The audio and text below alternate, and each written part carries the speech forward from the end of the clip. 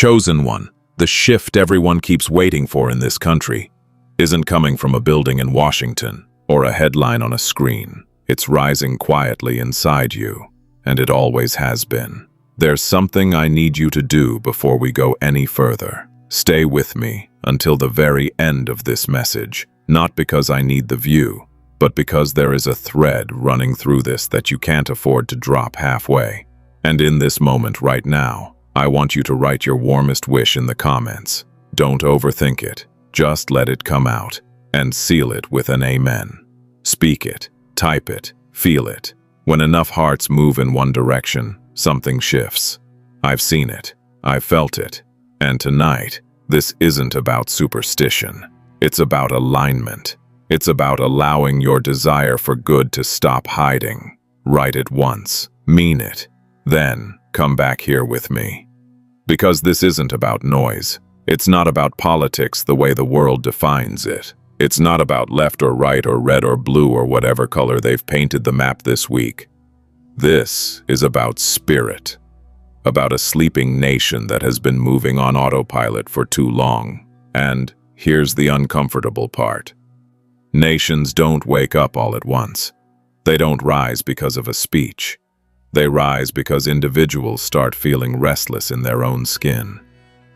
You've felt that restlessness, haven't you? It's subtle at first, a discomfort you can't name. You go to work, you scroll, you laugh at things that don't really make you laugh. And underneath all of it, there's this whisper that says, this can't be all there is. Not in a dramatic way, not in a rebellious way, just in a quiet, almost embarrassed way. That whisper is the beginning. America's awakening, if it's going to happen at all, won't look like fireworks. It won't look like chaos in the streets or a dramatic movie scene. It will look like people choosing integrity when nobody is watching. It will look like fathers deciding to show up differently, mothers deciding to speak life instead of fear, young people refusing to numb themselves with distraction, older ones daring to admit they've been tired of pretending. And you, yes you, you're not watching this by accident. I don't say that in a mystical cliché way. I mean it practically. There are millions of voices online right now. Millions. And somehow you landed here. Not because I'm special, but because something in you is searching for something that isn't packaged and sold.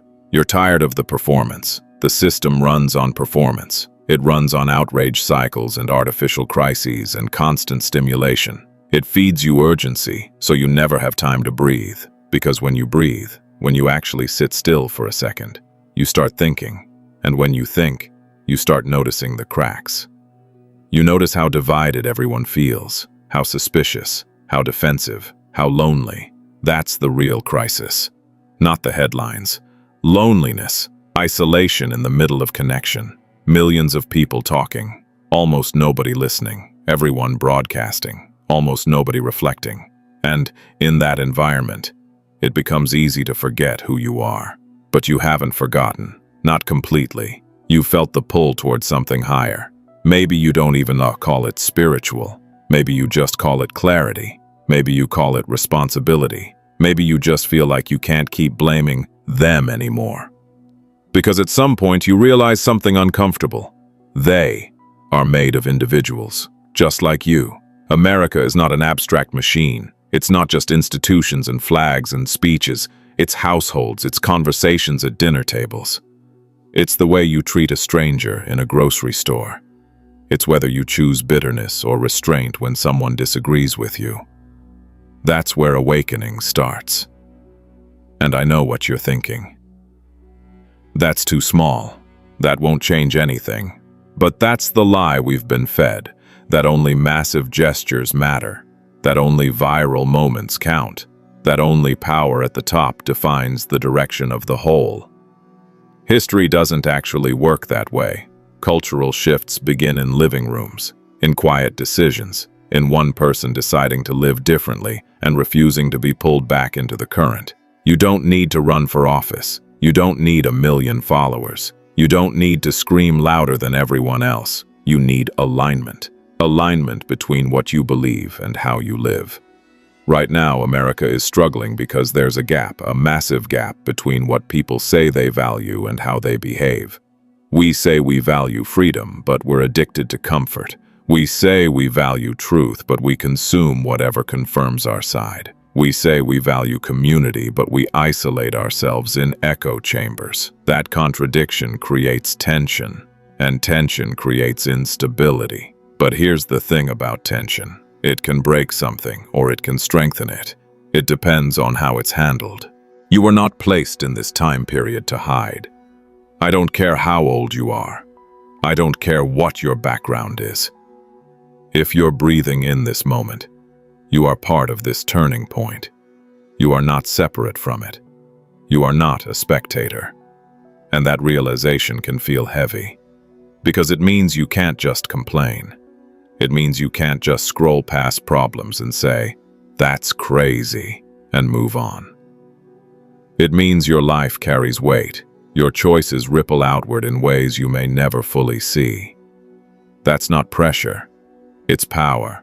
Somewhere along the way, we were trained to believe that responsibility is a burden. But real responsibility feels different. It feels steady, grounded. It feels like standing up straight after slouching for years. There is an awakening happening, but it's uneven. It's messy. Some people are waking up to anger, others to fear, others to hope. The difference is not in awareness alone. It's in direction. You can wake up and become bitter, or you can wake up and become deliberate. That's the fork in the road. And you, chosen one, have felt that fork. You felt the temptation to harden your heart, to say, "Forget it, people don't change." You felt the pull to withdraw completely, to disconnect from the chaos and just build your own small world. There's wisdom in stepping back, but there's danger in shutting down. America doesn't need more shut-down hearts. It needs steady ones, clear ones, brave enough to engage without losing themselves. That's rare, and rarity is responsibility. You don't have to convert anyone. You don't have to win arguments. You don't have to prove your intelligence in every comment section. In fact, most of the awakening will happen quietly. In how you raise your children, in how you mentor someone younger, in how you forgive someone older. It sounds simple. It isn't. Because forgiveness is harder than fury. Patience is harder than sarcasm. Listening is harder than reacting. But the people who choose the harder path become anchors, and anchors stop ships from drifting into destruction. You are meant to be an anchor. That doesn't mean you'll feel strong all the time. You won't. Some days you'll feel tired of caring, tired of hoping, tired of believing this country can recalibrate. But that fatigue doesn't mean you're wrong. It means you're invested. The awakening begins when you stop outsourcing your conscience, when you stop saying, "If they change, then I'll change." When you decide to embody what you want to see, even if it feels like you're the only one. And here's something people don't talk about enough. Cultural renewal is not loud at first. It's almost invisible. It feels like nothing is happening, like you're the only one making adjustments. Then, slowly, almost imperceptibly, patterns shift, conversations soften, priorities realign, cynicism loses its grip. But none of that happens if individuals stay numb. Numbness is the enemy. Not disagreement, not diversity, not complexity. Numbness, the constant consumption of chaos without processing it, the endless scrolling without reflection, the reflex to mock instead of understand. You feel the weight of that. That's why you're here. Because deep down, you don't want to be numb. You want to feel connected to something larger than outrage. Larger than tribalism, larger than fear. America's awakening starts in the invisible places, in hearts deciding to stay awake when it would be easier to sleep. And you're already stirring. You can sense that something is shifting. Maybe not in the news, maybe not in the markets, but in conversations. In the way people are quietly reevaluating their priorities. In the way certain distractions don't satisfy the way they used to. That dissatisfaction isn't a flaw. It's a signal. It's telling you that you were not designed to just consume a culture. You were designed to influence it, not through domination, through example. There is dignity in that, Real dignity, the kind that doesn't need applause. The awakening will not look like perfection. It will look like accountability. It will look like humility returning to public life. It will look like people admitting when they were wrong without collapsing into shame. And that begins with you being willing to do the same. You can't demand integrity from leaders if you refuse to practice it in private. You can't call for unity if you secretly enjoy division when it benefits your side. This is the uncomfortable mirror part. But mirrors are merciful. They show you what can be adjusted. You are not here to dominate the culture. You are here to steady it, to remind people, without preaching, that goodness is still possible, that honor is not outdated, that strength doesn't require cruelty. The awakening will not be televised the way you expect. It will not be branded. It will not come with a logo. It will come quietly, through you, through people like you, through households that choose truth over convenience, through friendships that survive disagreement, through communities that refuse to dehumanize each other. That's how nations recalibrate. And you may never get credit for it. But you're not doing this for credit. You're doing it because something in you refuses to let the story end in decay. Because even when you're frustrated, even when you're skeptical, there's a part of you that believes renewal is possible. Hold on to that part. Guard it. Feed it with substance, not noise. The awakening doesn't need perfect people. It needs conscious ones. People who are aware of their own flaws but committed to growth anyway. People who understand that freedom without discipline collapses, that rights without responsibility fracture a society. You understand that.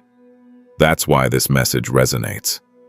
You've always felt slightly out of place in extreme environments, too balanced for radicals, too reflective for mobs, too patient for panic.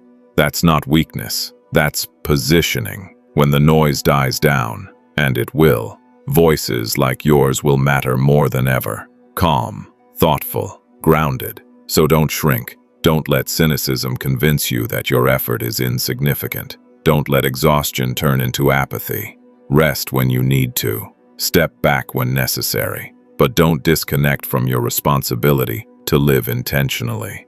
America's awakening is not a spectacle. It's a slow, deliberate return to conscience. And that return starts with you choosing, again and again, to stay awake.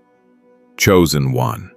If you've made it this far, then you already know this was never just about a country. It was about a conscience. Because when people say, America is changing, what they really mean is that the internal landscape of millions of individuals is shifting, quietly, sometimes painfully, sometimes beautifully, and you felt that internal shift in yourself before you ever saw it anywhere else. That's how it begins, not with noise, with awareness. You started noticing things that once felt normal but no longer sit right in your spirit. The constant outrage, the casual dishonesty, the way success is celebrated but character is ignored. You didn't wake up one morning waving a flag of rebellion. It was slower than that, more personal. It was a discomfort you couldn't silence anymore. And that discomfort wasn't random. It was growth. Growth always feels like friction at first. It rubs against old habits, old loyalties, old narratives you've carried for years. It forces you to ask uncomfortable questions. Not about them, but about you, about the way you speak, the way you respond, the way you contribute, even unintentionally, to the very culture you claim to be frustrated with. That realization can sting, but it's also freeing, because the moment you realize you're not just a bystander, you stop feeling powerless. You stop waiting for someone else to fix what feels broken. You begin to understand that national renewal is simply personal renewal multiplied millions of times, and you are one of those multipliers. That doesn't mean you'll always get it right. You won't. There will be days you fall back into old reactions, days you speak too quickly, days you lose patience, days when hope feels thin. But awareness changes how long you stay there. Awakened people don't live in perfection. They live in correction. They notice, they adjust, they realign. And over time, that consistency becomes contagious. You may never see the full ripple of your choices. You may never know how one calm response stopped a chain reaction of anger, or how one honest conversation planted a seed in someone who was close to giving up, or how your refusal to dehumanize someone who disagreed with you shifted the tone of an entire room. But ripples move whether you watch them or not. America's awakening is not about dominance. It's about depth. It's about people choosing substance over spectacle, integrity over impulse, clarity over chaos, and depth requires stillness. That's why this moment feels different. The noise is still there, yes. The headlines haven't stopped, the arguments haven't vanished, but underneath it all, something deeper is stirring. People are tired of living at the surface. They want meaning again. They want to feel grounded, anchored, aligned with something solid.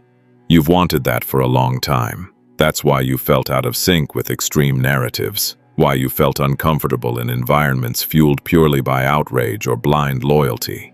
You've always sensed that real strength doesn't scream. It steadies. And steady people change environments simply by being present. That's your role. Not to shout louder, not to dominate conversations, but to embody a different frequency. One that doesn't panic easily, one that doesn't dehumanize quickly, one that can hold conviction without hatred. That kind of presence disrupts cycles, and cycles are what have kept this nation stuck. The cycle of reaction, the cycle of division, the cycle of constant emotional escalation. Someone has to step out of that loop. And stepping out doesn't mean stepping away. It means refusing to let your inner world be controlled by every external trigger. It means choosing discernment over reflex. You don't have to absorb every outrage. You don't have to internalize every crisis. You don't have to let every narrative dictate your emotional state. You can stay informed without becoming inflamed. That balance is rare, but it's powerful. When enough individuals choose that balance, culture shifts, conversations soften, leadership recalibrates, because the emotional temperature of the people changes. Leaders mirror the consciousness of the people more than most realize. So if you want better leadership, become better grounded. If you want more integrity at the top, practice it in your own sphere. If you want unity, demonstrate how to disagree without destruction. It sounds almost too simple, but simplicity is often what we overlook. America does not need more noise. It needs more depth, more people who think before they speak, who listen before they judge, who remember that every issue involves human beings, not just positions. You can be that reminder. And here's the part that matters most. Awakening is not a one-time event. It's a daily choice. You wake up again tomorrow, and the next day, and the next. Each time choosing awareness over autopilot. There will be moments when you're tempted to retreat into cynicism, when you feel like nothing changes, when it seems easier to mock the idea of renewal than to believe in it. In those moments, pause. Remember that decay spreads quickly because it requires no discipline. Renewal spreads slowly because it requires intention. But slow does not mean weak. Slow roots grow deep. You are part of those roots, whether you speak publicly or not. Whether you have influence over thousands or just your own household, your alignment matters. Your tone matters. Your restraint matters. Your courage to remain compassionate when it would be easier to harden. That matters more than you realize. Because nations are not destroyed only by external threats. They are eroded internally when empathy collapses and conscience fades. You are here to resist that erosion, not with aggression, with steadiness, not with superiority, with humility, not with fear, with clarity. And clarity doesn't mean you have all the answers. It means you're willing to seek truth even when it challenges you. It means you're brave enough to update your thinking without losing your values. That flexibility is strength. As this season unfolds, you will notice more people feeling the same restlessness you once felt alone in. More people questioning. More people searching for substance. Don't dismiss them. Don't mock their confusion. Remember where you started. Extend patience. Awakening is uncomfortable. It shakes identities. It challenges old narratives. It can feel destabilizing before it feels empowering. Be a stabilizing presence for those around you. You don't need to preach. You don't need to convert. You just need to live in a way that proves renewal is possible. That's it. The future of this nation will not be decided solely in courts or elections. It will be decided in kitchens, in workplaces, in quiet conversations, in personal disciplines that no camera captures. It will be decided by people like you choosing to stay awake. And if you're hearing this now, if something in your chest feels steady instead of anxious, that's not coincidence. That's alignment. You were never meant to be just a consumer of culture. You were meant to be a calibrator of it. So stand firm, stay thoughtful, guard your heart from unnecessary bitterness, speak truth without cruelty, lead without arrogance, listen without losing yourself. The awakening doesn't need perfect heroes. It needs conscious individuals. It needs you. And if you've made it to this final moment, take a breath. Feel the weight of what that means, not as pressure, but as purpose. America's awakening starts with you noticing your own power to choose differently, choose wisely, choose steadily, choose awake.